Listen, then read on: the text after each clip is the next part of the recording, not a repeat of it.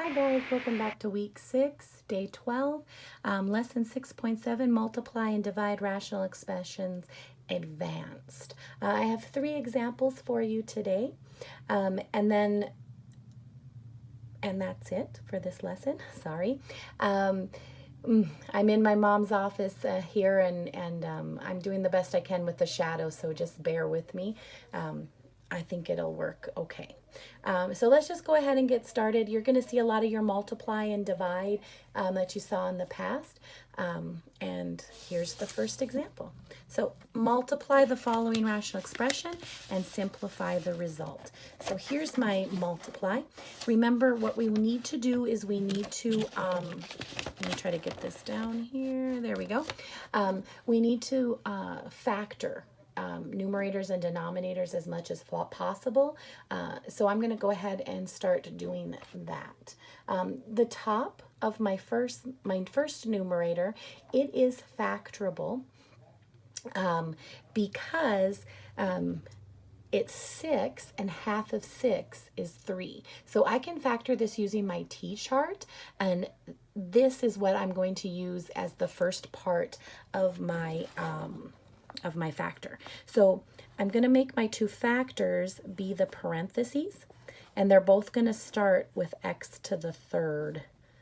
X to the third. They're trying to trick me. That's the advanced part about it. But what you want to make sure is when you see this and the last term is a constant, if this one is half of the first one, if this exponent is half of the first one, then you can go ahead and use your t-chart. So I'm going to go ahead and make my t-chart right here.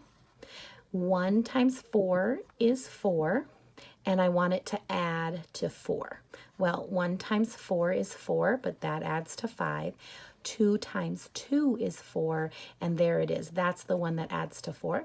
So these are the 2 that I'm going to go ahead, plus 2, plus 2.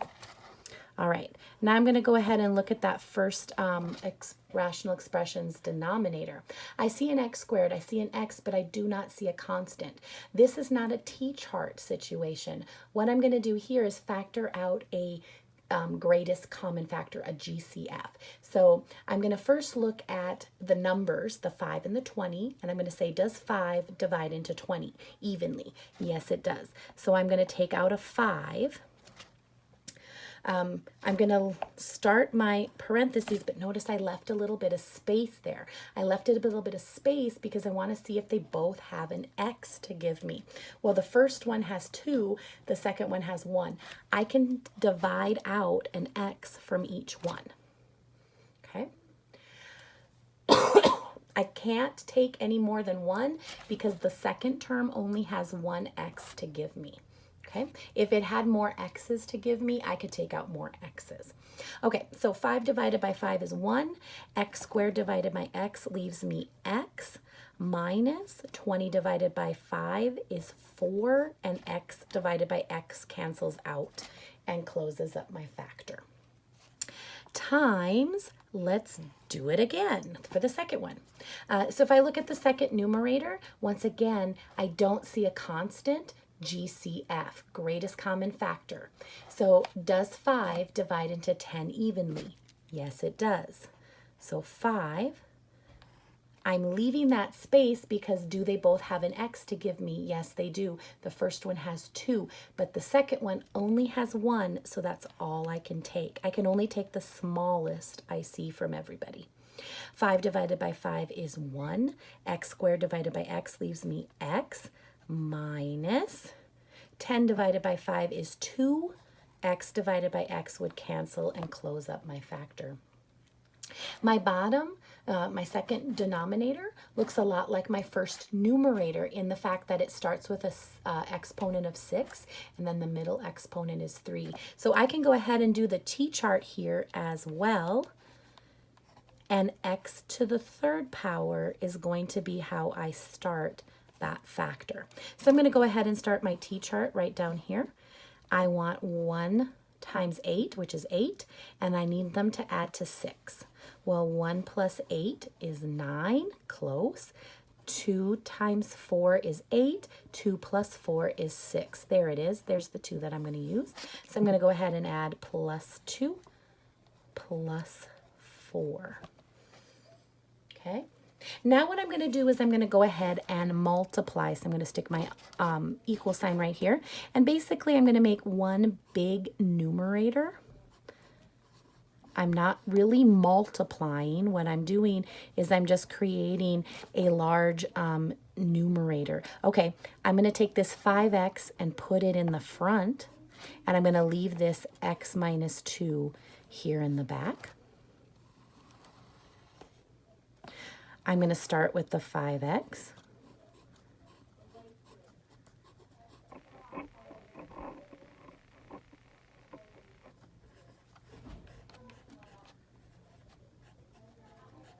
There we go.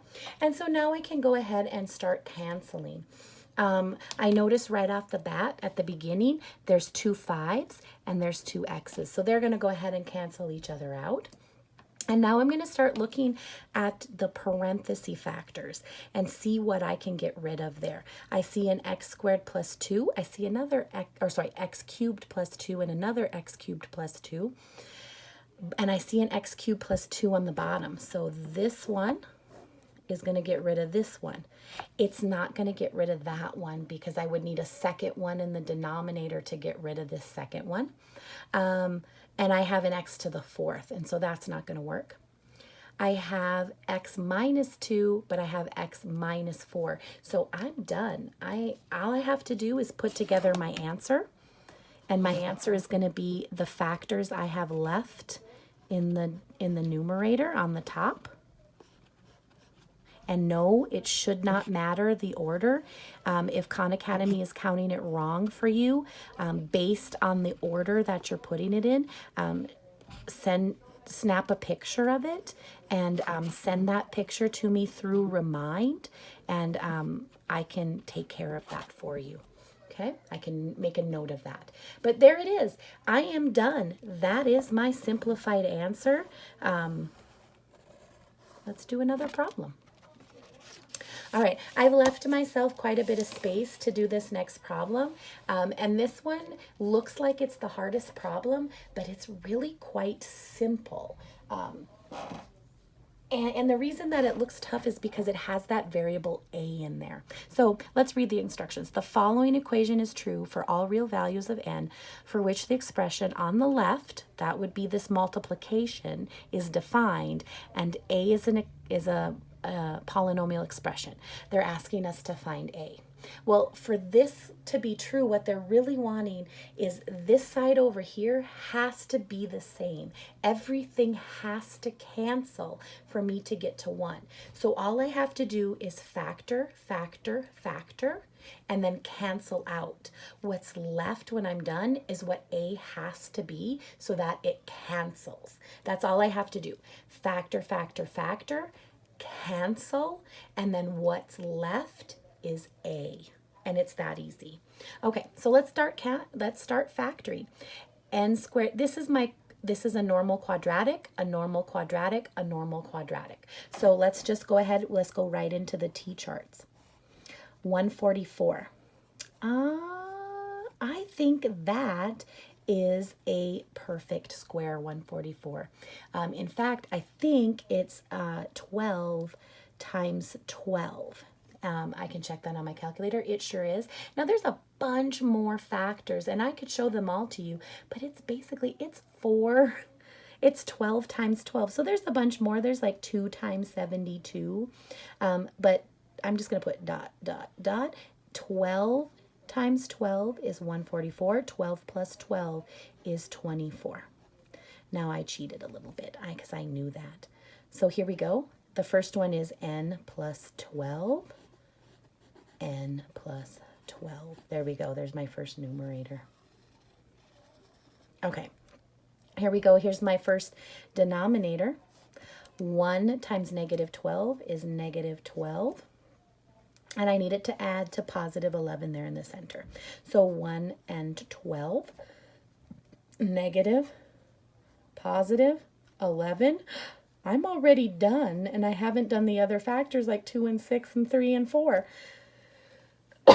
I just filled them out for you guys to fill out the factor of the table, but there it is. n minus 1, n plus 12. Work smarter, not harder. All right, I'm going to do the factoring for this one right up here because 1 times negative 3 is negative 3, and I can only do it by 1 times 3, and I need positive 2, so I'm going to do negative 1 and positive 3. There it is, positive 2. So this one's going to be n minus 1, n plus 3.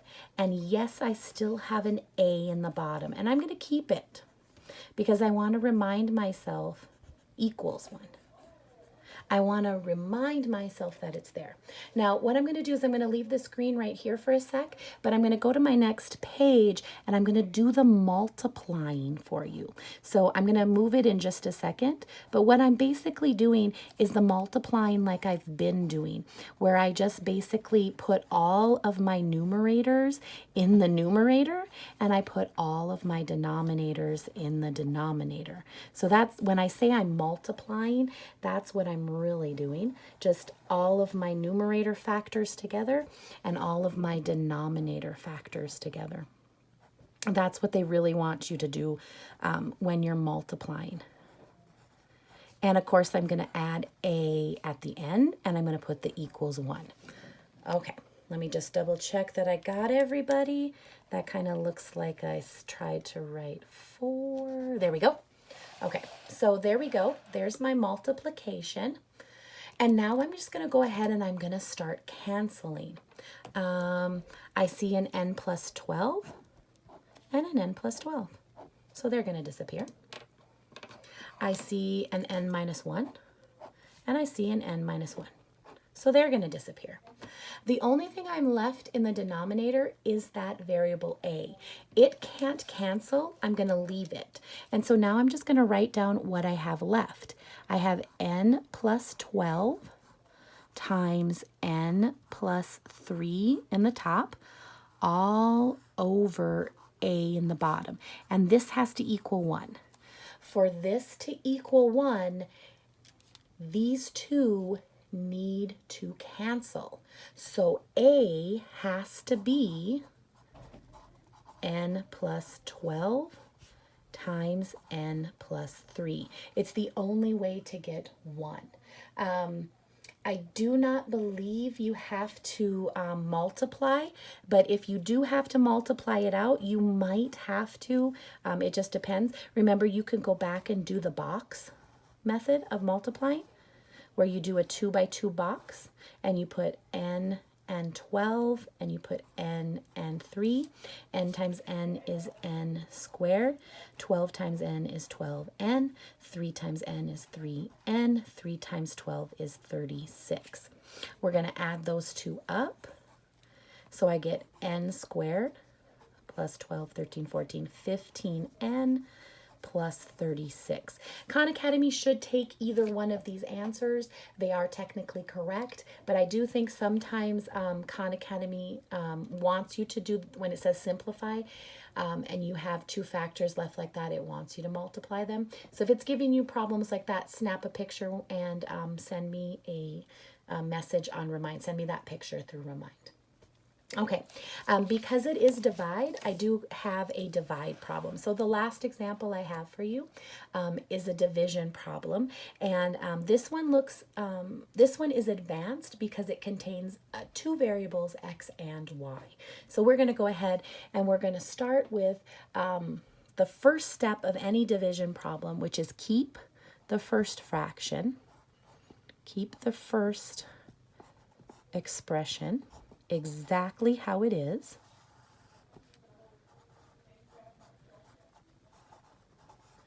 Change the second one. So take the second rational and change it, which means you, oh no, sorry, flip the second, oops, flip the second one. So keep the first one, flip the second one, and change to multiplication. So now all I have to do is go ahead and factor. It looks like I'm factoring out GCFs. GCFs GCFs, and this is the only one that I'm going to have to use my, oops, did I copy that wrong? I did copy that wrong. I keep wanting to do to the third power. It's not going to be that advanced. And then here's the one where I can use my t-chart. Okay, so because I have two coefficients, I'm going to ask myself, does the smaller one, 2, divide into the larger one, 4? Yes, it does. So I can factor out a 2. And do they share a variable? They have x's, 2 here, 1 here, so I can take the smaller. 2 divided by 2 is 1. X squared divided by x leaves me x. The plus cannot go. Or sorry, the minus cannot go. Sorry, guys, I've been really distracted. 4 divided by 2 is 2. Y divided by x would cancel out the x's and leave me with the y. All right, in the bottom, does 3 divide into 6 evenly? Yes, it does. Do they share a variable? No. So all I can do is take out a 3. 3 divided by 3 is 1, leaving me the x. Plus 6 divided by 3 is 2, leaving me with y. Okay. Times. I'm going to get it ready for my t-chart. But I've been on a roll. I'm going to go ahead and do the bottom. There's no coefficients. There's no numbers. So their greatest common factor is the variable that they share, and that is y. I can only take one y from the first one. There's 2 that the second term has to give, but I can only take what the first one has. Xy divided by y will cancel out the y's, leaving me with the x, plus y squared divided by y will get rid of 1y, leaving me with a second y. So there we go. And let's go ahead and we can do the t-chart here. Remember, when you have both x's and y's, you have an x at the front and you have a y with the number after the plus or minus. So that's where the x and the y are going to come in. I need 1 times 2, 2, that add to 3. So 1 times 2 is 3, 1 plus 2 is 3, there it is. Plus 1, I guess I'm going to put it, plus 2. There we go. All right, now I'm going to go ahead and do my multiplying, which just means I'm going to make one big numerator, one big denominator. I want stuff like 2x put at the beginning, and then I can start with my parenthesis factors. So there it is. And now maybe I might change it to this and maybe kind of lightly put that 1 in there. There we go. Now what I'm going to do down here at the bottom is I have 3 and then I have a y here. So I'm going to move the y with the 3 and then go ahead and put my 2 factors in parentheses. Okay, now all I have to do is start looking for stuff to eliminate. Well, 2 over 3 is going to stay 2 over 3. X and y will not cancel each other out. But I see x plus y, those are gone. And then I see x plus 2y and x plus 2y, those are gone. There's nothing else. I'm just double checking really fast. That's it. So I have 2x times x minus 2y on the top, and I have 3y on the bottom. This is a perfectly acceptable answer. You should not have to distribute the numerator because there's nothing to do in the denominator. So that should be your final answer. I'm going to go ahead and do a homework help video for day 2 so that you have all the help you need to get through this assignment. See you again soon.